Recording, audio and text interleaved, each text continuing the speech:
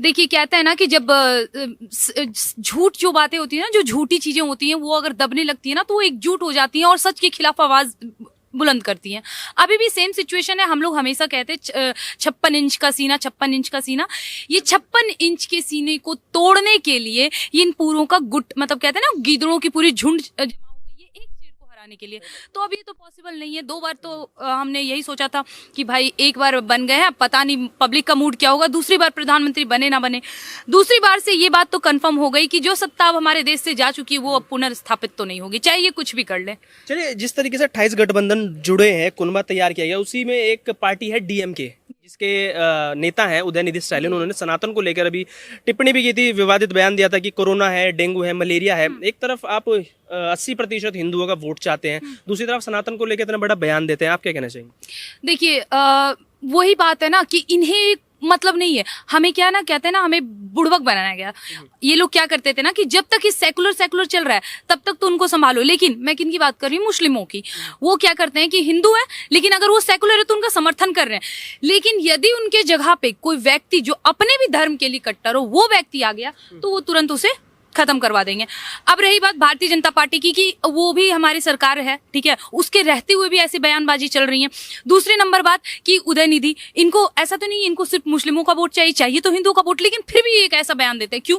क्योंकि उनको भरोसा है कि एकदम एंड टाइम पे चुनावी माहौल होगा और उस वक्त ये लोग लॉलीपॉप दिखा देंगे जनता को, वो मान जाएंगे। क्यों? हिंदुओं को किस चीज से मतलब है? पेट्रोल सस्ता मिले, चना दाल सस्ता मिले, सामान सस्ता मिले, टमाटर सस्ता मिले, प्याज सस्ता मिले, सारी चीजें सस्ता मिले, बाकी धर्म बिक जाए, कोई मतलब नहीं। इनको पता है कि हिंदुओं को अभी अपने धर्म से मतलब नहीं है, इसलिए इनके खिलाफ जितनी बयानबाजी करनी है आप कर सकते हैं। चलिए, अभी उदयनिधि स्टालिन की हमने बात की, इसी क्रम में एक बड़ा नाम जो सामने निकल कर आता होता है राहुल गांधी का। राहुल गांधी जनेऊधारी ब्राह्मण बनते हैं, मंदिर जाते हैं, जनेऊ पहनते हैं। अभी दानिश अली का आपने बयान, दानिश अली को रमेश बिदूड़ी ने कुछ आपत्तिजनक शब्दों का उनके इस्तेमाल किया था। उसके अगले दिन ही राहुल गांधी साहब दानिश अली से मिलने चले गए। लेकिन जब सनातन पर बयान आता है और मतलब 80% हिंदुओं का अपमान किया जाता है, मिलना तो दूर, सनातनियों से एक मतलब प्रेस कॉन्फ्रेंस भी नहीं की गई। इस पर आप क्या कहेंगे? जी, हेड्स ऑफ यू कि मुझे बहुत गर्व महसूस हो रहा है कि ऐसे पत्रकार हैं जो मुझसे ऐसा सवाल कर रहे हैं, जो कहीं ना कहीं हमारे अंदर ही अंदर मन में दाबे जा रही है कि आखिर ऐसा क्यों। जब नेशनल टेलीविजन पे बैठ के हमारे शिवलिंग को गालियां दी जाती हैं, तब ये लोग हिजड़े की तरह तालियां बजाते हैं। और यही जब हम कोई भी नुपुर शर्मा आती हैं, वो अगर उड़ते हुए घोड़े का मतलब पूछ लेती हैं या कुरान के 2-3 सच्चे शब्द बता देती हैं, तो इनके बड़े चनूने काटने लगते हैं। यही तो सच्चाई है। और अभी भी राशिद अली के बयान पे सबने, भाई इतने आपत्तिजनक क्यों बोल दिया उसने।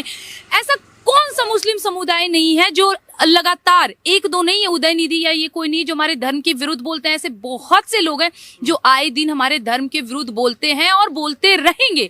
और ये सरकार आए जाए उससे मतलब नहीं है। लेकिन अगर जो हिंदुओं ने स्थिति बना रखी है, हमारे साथ जो हो रही है ना, फूट डालो और शासन करो, ये जो हमारे साथ स्थिति बन रखी है ना, अगर लगातार ऐसी स्थिति रही तो क्षमा करे, सनातन धर्म कभी खत्म तो नहीं हो सकता, ये पता है। लेकिन हाँ, हमारी बहन बेटियों के साथ मुगल काल में क्या हुआ था वो इतिहास दोहरा लें, एक बार उस इतिहास को याद कर लें। उसके बाद भी अगर इनको ये लग रहा है कि नहीं, अभी भी हमारे देश में माहौल हिंदू मुसलमान वाला ना हो, कुछ चना दाल और पेट्रोल पे बात हो, तो फिर इनके हाथ में सब।